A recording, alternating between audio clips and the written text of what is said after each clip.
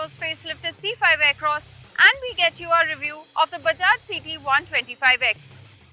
Hello and welcome to Overdrive. I am Soini Dutt. The Citroen C5 Aircross is a good Citroen flagship in every way possible, but can it hold its own against the tech-laden Hyundai Tucson? It's time to find out. The C5 Aircross, the model with which Citroen began its innings in India. Lovely car, beautiful radical design, spacious cabin, superb ride quality. In fact, we even compared it to its step-sibling, the Jeep Compass, and it emerged victorious. That in a way meant that it was the best buy in the segment. What you see here is the updated 2022 C5 Aircross. So what you get is an updated face that looks wider. You get this smoked effect on the headlights, Y-shaped LED DRLs which now aren't an extension of the logo anymore. And overall, I think it looks very handsome. So does that mean that the best buy in the segment is now even better? Well, it's not that simple because this segment also has this.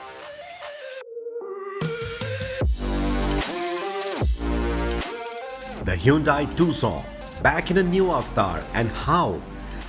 I don't know about you, but this design makes me want one right now.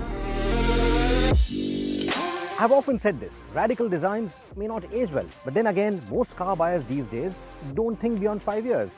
And on a similar thought process, I think the C5 Aircross was the most radical looking crossover in this space until last year. But now, the Tucson sets new benchmarks with elements like these discrete DRLs in the grille or those sharp character lines. Both cars look new age, but the Tucson has a more aggressive stance and in-your-face styling. If this design is too shouty for you, the C5 could seem more appealing and polished in comparison. The C5 is wider and taller, and the more upright nose gives it a commanding stance. The Tucson has a sportier, low-slung face and is the longest car in the segment with the longest wheelbase too. Both the cars will give you powered tailgates. And despite the taller overall height of the C5, the tailgate doesn't open too tall. So for shorter drivers, shorter people, this is good news. This one opens way taller. Now on paper, this one gives you 580 liters of boot space, whereas this only has 540. But I think this is going to be more usable. One, if you look at the parcel shelf, it's a retractable parcel shelf, whereas this one is a fixed one. So that liberates more room for maybe taller cargo. It also has enough room, enough depth in there for larger suitcases. This one feels a little shorter in comparison.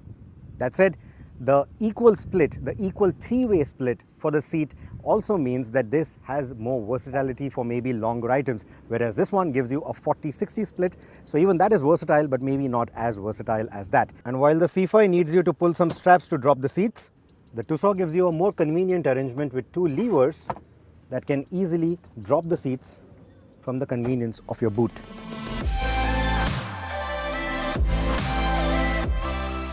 Longer wheelbase, smaller boot, that essentially means that the cabin space is actually better. You get tremendously good knee room, very good leg space. Headspace is not that bad at all. In fact, even for a 6-footer, it shouldn't be a problem at all. You get a nice big panoramic roof which extends all the way to the back.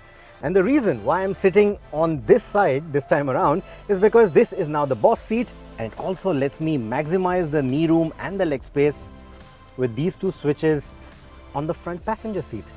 And that's not all. If you also want to get a quick snooze, there's also a recline function. Not a small one, but a big one. How's that? So the taller overall height should essentially give you better headroom, though it doesn't. Because the way the roof curves in, the roof liner curves in, you don't get as much headroom. I am 5'8" and it's already not feeling as roomy as it felt in the Tucson.